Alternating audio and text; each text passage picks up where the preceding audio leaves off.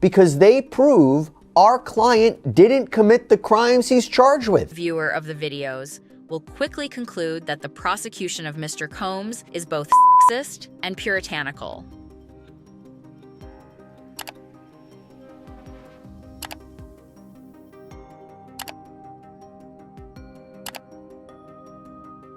Sean Combs led and participated in a racketeering conspiracy that used the business empire he controlled to carry out criminal activity.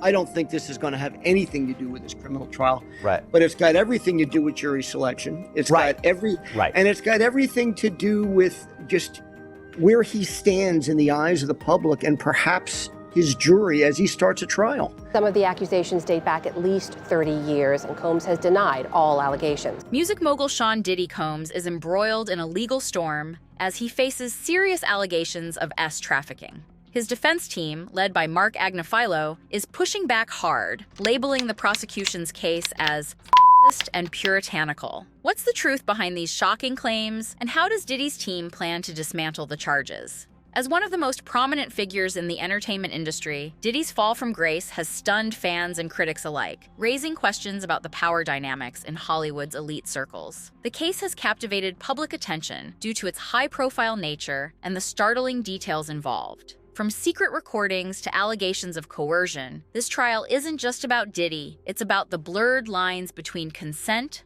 power, and exploitation. Let's break down the allegations, the defense's response, and how this trial is shaping up to be one of Hollywood's most controversial legal battles. The controversy surrounding Sean Diddy Combs began in September 2024, when the music mogul was arrested and charged with trafficking. The arrest sent shockwaves through the entertainment world, sparking intense public and media scrutiny. Breaking news tonight, Sean Diddy Combs has been arrested in a Manhattan hotel this evening after a grand jury indicted the music mogul. His attorney tells CNN that he is currently being processed. The charges are unclear. Prosecutors allege that Diddy orchestrated elaborate multi-day events, termed freak-offs, which involved commercial workers and victims under his control. These freak-offs were reportedly meticulously planned, with participants allegedly drugged to ensure compliance. Prosecutors claim that the events blurred the line between consensual and exploitative behavior, highlighting how Diddy allegedly used his influence and substances to manipulate attendees. The indictment revealed disturbing details about the scale of these events, including evidence seized from raids on Diddy's Los Angeles and Miami homes. Just last week, federal agents raided 2 homes of rapper and music mogul Sean P. Diddy Combs in Los Angeles and Miami. Combs is the subject of a federal investigation and already facing a series of civil lawsuits from several women and at least one man alleging he either assaulted, abused, or trafficked them. Some of the accusations date back at least 30 years, and Combs has denied all allegations. Among the items found were over 1,000 bottles of baby oil and lubricant, which prosecutors argue were integral to the alleged activities. Prosecutors have presented a grim narrative, alleging that Diddy used his wealth, power, and influence to orchestrate events that exploited vulnerable individuals. According to court documents, these freak-offs involved an environment where victims were unable to leave or voice dissent due to Diddy's control. Substances, prosecutors claim, were a critical tool in ensuring obedience, making it nearly impossible for participants to provide informed consent. The prosecution further alleges that Diddy personally directed and participated in explicit acts during these events. In some instances, prosecutors claim he recorded these encounters, with the footage now serving as key evidence in the case. They believe the 9 videos submitted by the prosecution capture the coercion and exploitation at the heart of their argument. According to the prosecution, these events went far beyond consensual activities. They argue that the use of substances, coupled with Diddy's significant influence over the participants, created an environment where true consent was unattainable. This case isn't just about the acts themselves, it's about the power dynamics that allowed them to happen, one legal expert noted. Diddy's lawyer, Marc Agnifilo, has fiercely defended his client, painting a starkly different picture of the events. In a strongly worded court submission, Agnifilo accused the government of mischaracterizing consensual activity as criminal behavior. Hi, my name is Marc Agnifilo. I'm Mr. Combs' lawyer. We have not seen the indictment. I expect it'll be unsealed, I think within the hour. Then everyone will be able to see it. Did you expect it to happen last night? Was that planned? No, it's not planned. Certainly, it's not planned by us. I mean, he came here to surrender at a time agreeable to the U.S. Attorney's Office, and then they arrested him last night. He described the prosecution's case as xist and puritanical, arguing that it perpetuates harmful stereotypes about female victimhood. Central to the defense's argument are the 9 videos submitted as evidence. According to Agnifilo, these recordings depict consensual and intimate interactions, not coercion or manipulation. He emphasized that Victim 1, a woman in a long-term relationship with Diddy, appears evidently happy, dominant, and in control in the footage. The defense also noted that the videos were voluntarily provided by Victim 1 and show no evidence of violence, threats, or incapacitation.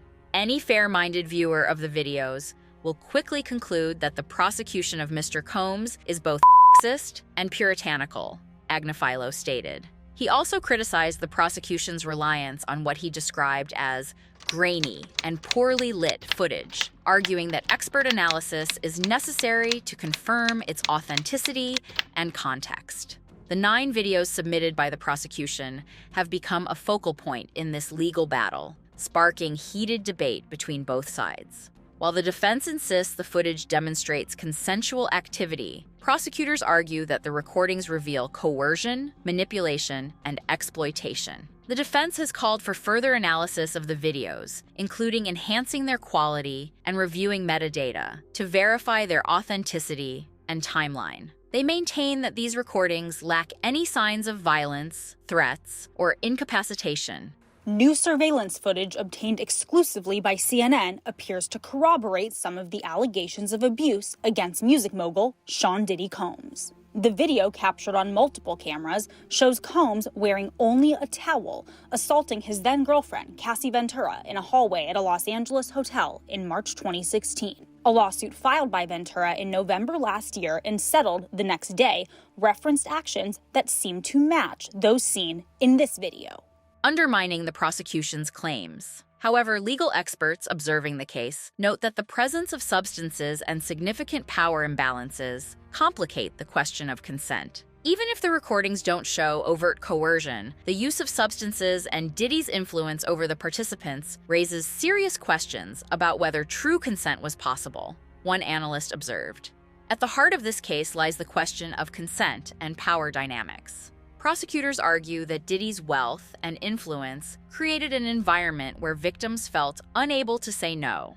The alleged use of substances further complicates this issue, as it raises concerns about the participants' ability to make informed decisions. Legal experts have noted that cases like this often hinge on the interpretation of consent, particularly when power imbalances are involved. It's not just about what's captured in the recordings, one expert explained. It's about the context, who holds the power, who has the control, and whether participants truly had the freedom to say no. In late 2023, after public allegations were made about Combs' crimes, he and others pressured witnesses and victims to stay silent, including by making phone calls to witnesses and victims and giving them a false narrative of what they had experienced.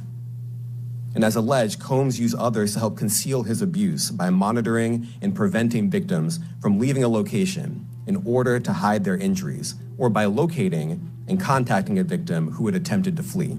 As the case unfolds, public opinion remains deeply divided. Supporters of Diddy argue that the allegations are an exaggerated attack on his character, pointing to his decades-long career and philanthropic efforts as evidence of his credibility. Critics, however, believe the prosecution has exposed a disturbing abuse of power and control, demanding accountability for the alleged victims. Social media has become a battleground for these debates, with hashtags like #JusticeForDiddy and #HoldDiddy accountable, trending at various points. The case has also sparked broader discussions about consent, power dynamics, and the treatment of high-profile individuals in the justice system. As the trial date of May 5, 2025 approaches, both sides are gearing up for a high-stakes courtroom battle. For Diddy, the stakes couldn't be higher. If the jury sides with the defense, it could clear his name and restore his reputation. However, if the prosecution's evidence proves compelling, it could mark a significant fall from grace for the music mogul and set a precedent for future cases involving power and exploitation. This trial is set to become a landmark case, raising critical questions about the dynamics of power and consent in modern society. What do you think? Is Diddy's defense strong enough to counter the charges, or will the prosecution's evidence prove overwhelming? Share your thoughts in the comments below.